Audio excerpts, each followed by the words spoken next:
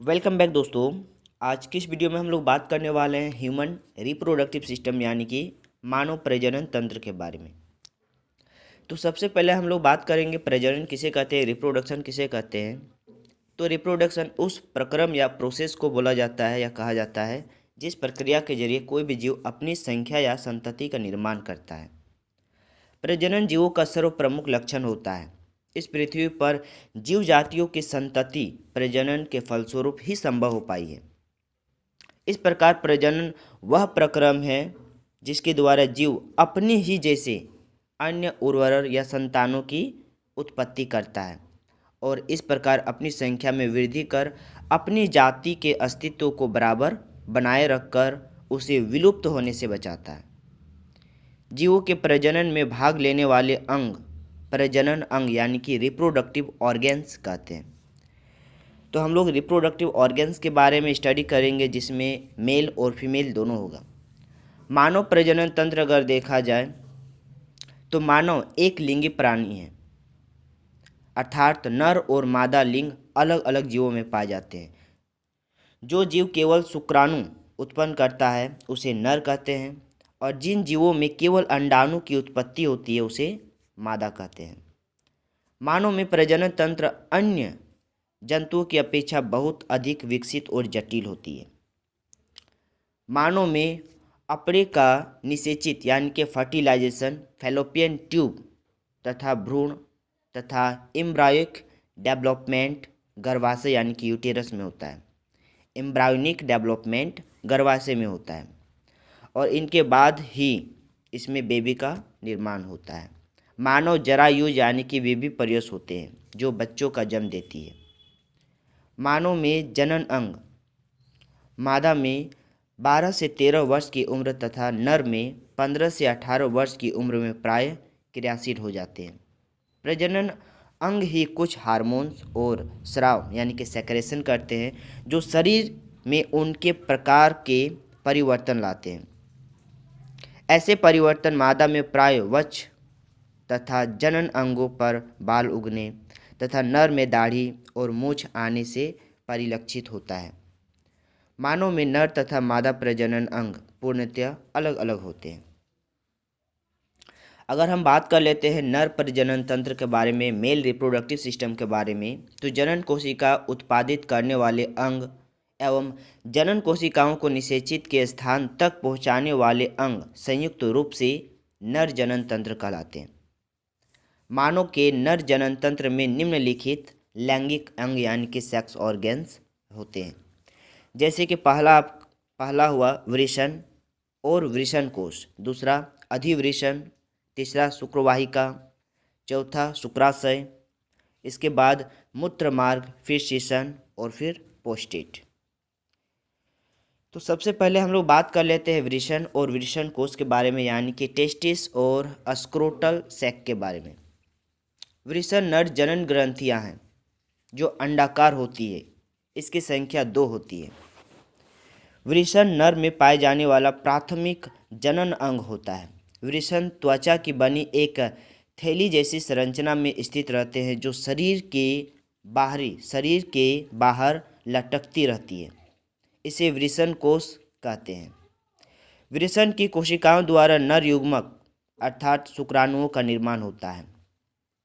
Sperm यानी कि शुक्राणु उत्पादन के लिए आवश्यक तापमान शरीर के तापमान से कम होता है। यही कारण है कि वृषण उदर गुहा के बाहर वृषण कोश में स्थित होती है। एक औसत संकलन में लगभग 1 चम्मच शुक्राणु स्राव होता है। इसमें शुक्राणु की संख्या 20 से 30 लाख तक होती है। शुक्राणु की संख्या 5 माइक्रोन होती है और यह 3 भाग में विभाजित होती है, सिर, ग्रीवा और पुच्छ। शुक्राणु शरीर में 30 दिन तक जीवित रहते हैं। जब मैथुन के पश्चात स्त्रियों के केवल 72 घंटे तक ये जीवित रहते हैं। वृषण में एक प्रकार का द्रव भरा रहता है जिसे वृषण द्रव कहते हैं।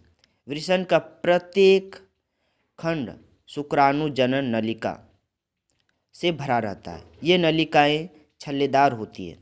शुक्राणु जनन नलिकाओं के बीच आंतरीय कोशिकाओं के समूह पाए जाते हैं जो नर जनन हार्मोन यानी कि टेस्टोस्टेरोन का स्राव करती है। यह हार्मोन गौण लैंगिक लक्षणों के विकसित एवं नियंत्रण में सहायक होती है। सभी शुक्राणु जनन नलिकाएं आपस में मिलकर शुक्र अपवाहिका बनाती है। शुक्र अपवाहिकाएं मिलकर अंत में अधिवृषण वाहिनी बनाती है। वृषण में ही शुक्राणु जनन नलिकाओं द्वारा शुक्राणु कोशिकाओं की उत्पत्ति होती है। वृषण से शुक्राणु कोशिकाएं अधिवृषण में चली जाती है जहां वे संचित रहती है यानी कि स्टोर रहती है। वृषण का प्रमुख कार्य शुक्राणु का निर्माण करना और नर हार्मोन यानी कि टेस्टोस्टेरोन की उत्पत्ति करना होता है। नेक्स्ट अगर बात किया जाए अधिवृषण के बारे में, तो यह एक 6 मीटर लंबी कुंडलित नलिका होती है जो प्रत्येक वृषण के पीछे स्थित होती है। यह वृषण से अच्छी तरह जुड़ी रहती है। इसका एक छोर वृषण से जुड़ा रहता है तथा दूसरा छोर अधिवृषण के आगे बढ़कर शुक्रवाहिका यानी कि वैस डिफरेंस बनाता है। अधिवृषण शुक्राणु के प्रमुख संग्रह स्थान का कार्य करता है। इसके अतिरिक्त अधिवृषण में शुक्राणुओं की परिपक्वता भी होती है। शुक्राणु यहीं सक्रियता प्राप्त करता है यानी एक्टिवनेस प्राप्त करता है। चलिए नेक्स्ट अगर बात किया जाए शुक्रवाहिका के बारे में, तो यह एक पतली नलिका होती है जिसकी भित्तियां मांसपेशियों की बनी होती है। अधिवृषण से शुक्राणु शुक्रवाहिका में पहुंचते हैं और शुक्रवाहिका अधिवृषण को शुक्राशय से जोड़ती है। ये शुक्राणुओं के आगे की ओर बढ़ाने में काम आती है। नेक्स्ट है शुक्राशय। यह एक जोड़ी पतली पेशी युक्त भित्तियों वाली रचना होती है। ये पॉलीयुक्त यानी कि लोब्स रचनाएं होती है। यह पोस्टेट ग्रंथि के ऊपर स्थित होती है और दोनों ओर के शुक्राशय मिलकर स्खलनीय वाहिनी यानी कि इजैकुलेटरी डक्ट का निर्माण करते हैं।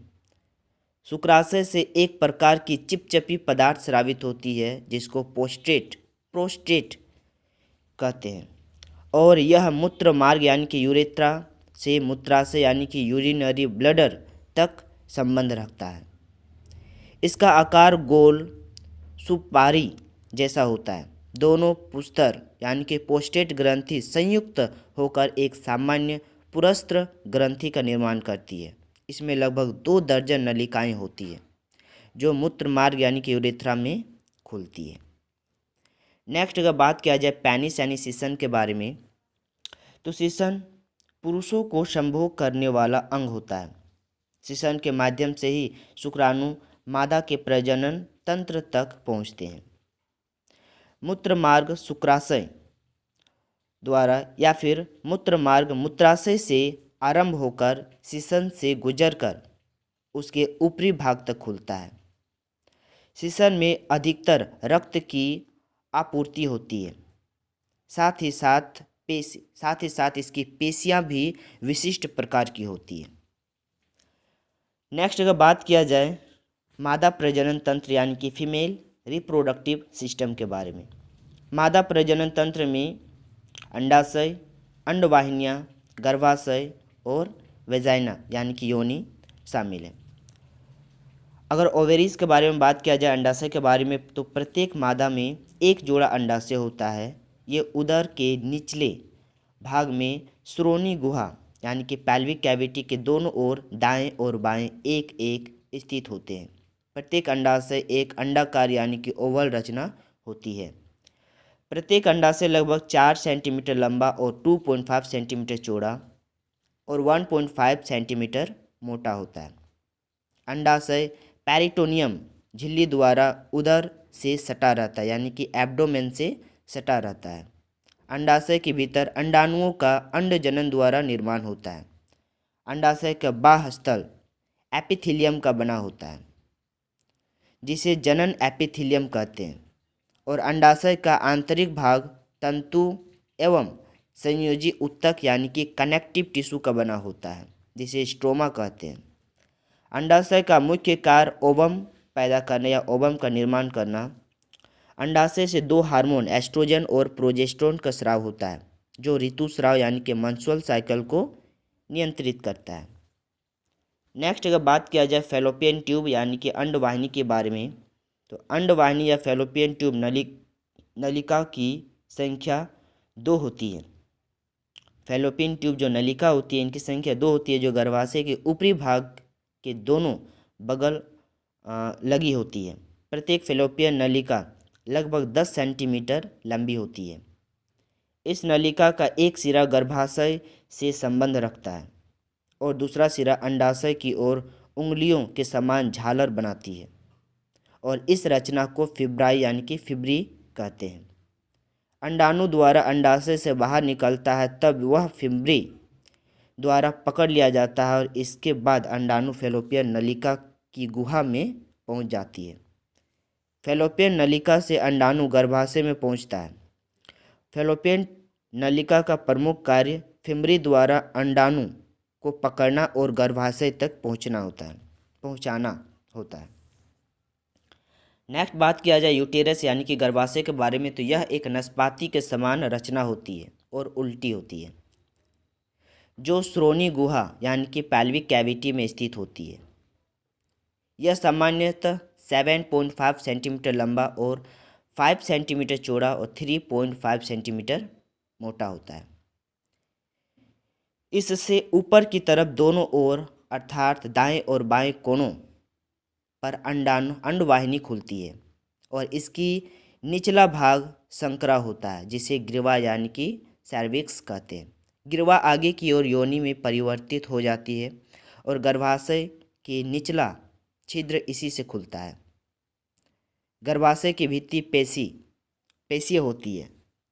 इसकी भीतरी खाली जगह होती है और गर्भाशय की भित्ति के अंदर की ओर एक कोशिकीय स्तर होती है जिसे एंडोमेट्रियम कहते हैं। गर्भाशय प्रमुख कार्य निषेचित अंडाणुओं को भ्रूण परिवर्धन हेतु उचित स्थान प्रदान करना होता है। नेक्स्ट वेजाइना, यह एक नली के समान रचना होती है और यह लगभग 7.5 सेंटीमीटर लंबी होती है। यह बाहर के तल से गर्भाशय तक फैली होती है। इसके सामने मूत्राशय यानी कि यूरिनरी ब्लैडर और नीचे मलाशय यानी कि रेक्टम स्थित होती है। नेक्स्ट अगर बात किया जाए ओव्यूलेशन के बारे में, अंडोत्सर्ग के बारे में, तो अंडाणु के परिवर्धन के साथ साथ गर्भाशय भी परिवर्धित होता है। परिवर्धन का मतलब होता है रेडी होना या फिर कंप्लीट होना, परिपक्व होना। परिवर्धन की ये क्रियाएं हार्मोन द्वारा नियंत्रित होती है। 28 दिन की सक्रियता में मानव अंडाशय सामान्यतः केवल एक अंडाणु का ही उत्पत्ति करता है। अंडाशय द्वारा अंडाणु की उत्पत्ति करना ही अंडोत्सर्ग कहलाता है यानी कि ओव्यूलेशन कहलाता है। नेक्स्ट टॉपिक है ऋतुस्राव चक्र यानी कि मेंस्ट्रुअल साइकिल। ऋतुस्राव चक्र का पाया जाना प्राइमेट्स का प्रमुख लक्षण है। प्राइमेट का मतलब होता है मैमल्स।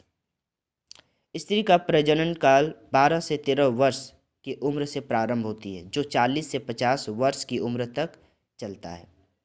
इस प्रजनन काल में गर्भावस्था को छोड़कर प्रति 26 से 28 दिन की अवधि पर गर्भाशय से रक्त तथा इसकी आंतरिक दीवार से श्लेष्म का स्राव होता है। यह स्राव 3 से 4 दिन तक चलता है। इसे ही रजोधर्म या मासिक धर्म या ऋतुस्राव चक्र या मेंस्ट्रुअल साइकिल कहते हैं। ऋतुस्राव का प्रारंभ होने के 14 दिन बाद अंडोत्सर्ग होता है। यह अंडोत्सर्ग दोनों अंडाशयों से बारी बारी से होता है। अंडोत्सर्ग के कुछ समय के पश्चात अंडाणु अंडावाहिनी यानी कि फैलोपियन ट्यूब में पहुंचता है और 15वें से 19वें दिन तक इसमें रहता है। इस बीच यदि स्त्री संभोग करे तो यह शुक्राणु निषेचित होकर गर्भाशय में चला जाता है, अन्यथा वह अगले ऋतुस्राव में बाहर निकल जाता है। लड़कियों में मासिक धर्म और ऋतुस्राव चक्र प्रथम बार 12 से 13 वर्ष की उम्र में प्रारंभ होती है। इसे रजो दर्शन कहते हैं। नेक्स्ट अगर बात किया जाए, अंडोत्सर्ग के पश्चात पुटक पीले रंग का हो जाता है। अब इस पुटक को पीतपिंड या कॉर्पस ल्यूटियम कहते हैं। पीतपिंड या कॉर्पस ल्यूटियम के परिवर्धन का नियंत्रण हार्मोन्स द्वारा होता है, और कॉर्पस ल्यूटियम द्वारा एक हार्मोन का स्रावित होता है जिसे प्रोजेस्टेरोन कहते हैं। चलिए नेक्स्ट अगर बात किया जाए, गर्भधारण हेतु उपयुक्त परिस्थितियाँ, तो संभोग क्रिया द्वारा हमेशा गर्भधारण नहीं होता है। इसके लिए कुछ परिस्थितियों का अनुकूलन होना आवश्यक होता है। पहला कि गर्भधारण के लिए आवश्यक है कि ऋतुस्राव के 14वें दिन के आसपास या 11वें या 18वें दिन के अंदर संभोग अनिवार्य रूप से हो। और दूसरा है फैलोपियन ट्यूब और गर्भाशय सूजन एवं संक्रमण से मुक्त हो। नेक्स्ट, सेमन और शुक्राणु की संख्या सामान्य हो। अब हम लोग स्टडी करेंगे मानव प्रजनन की क्रियाविधि, जिसमें हम लोग 3 अवस्था के बारे में जानेंगे। सबसे पहला गैमेटोजेनेसिस, देन फर्टिलाइजेशन, देन भ्रूणीय विकास यानी कि एम्ब्रायोनिक डेवलपमेंट के बारे में। तो सबसे पहला है भ्रूणीय विकास, सबसे पहला है गैमेटोजेनेसिस।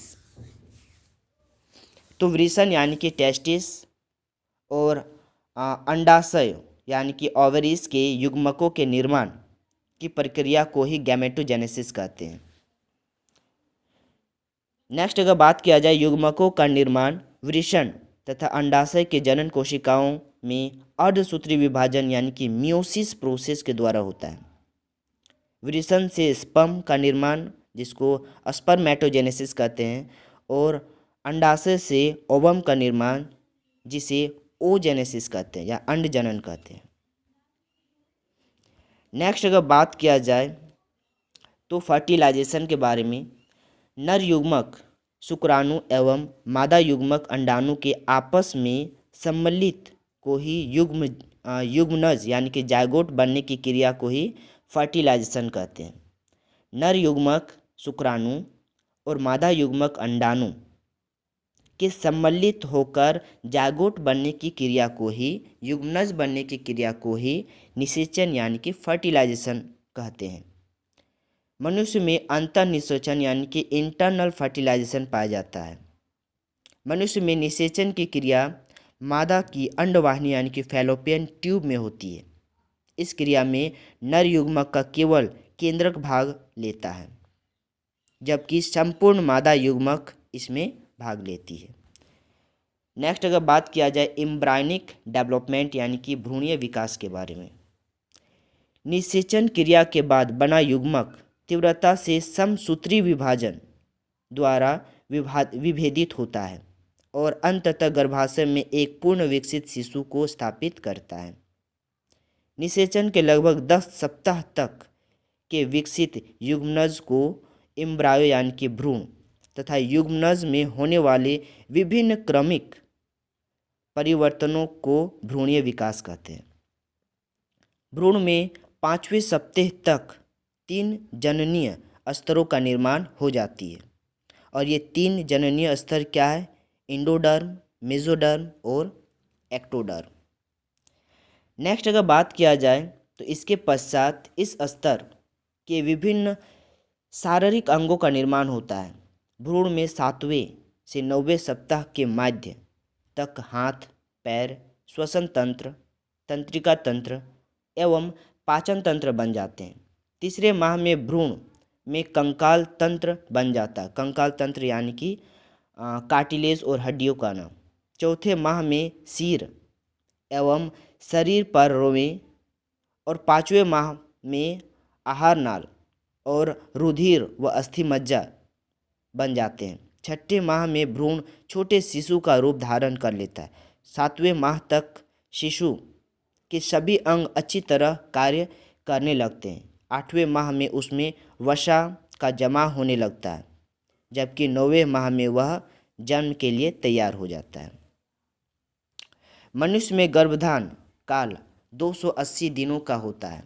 इसके पश्चात प्रसव द्वारा शिशु मादा शरीर से बाहर आता है। तो आज के लिए इतना ही, मिलते हैं नेक्स्ट क्लास।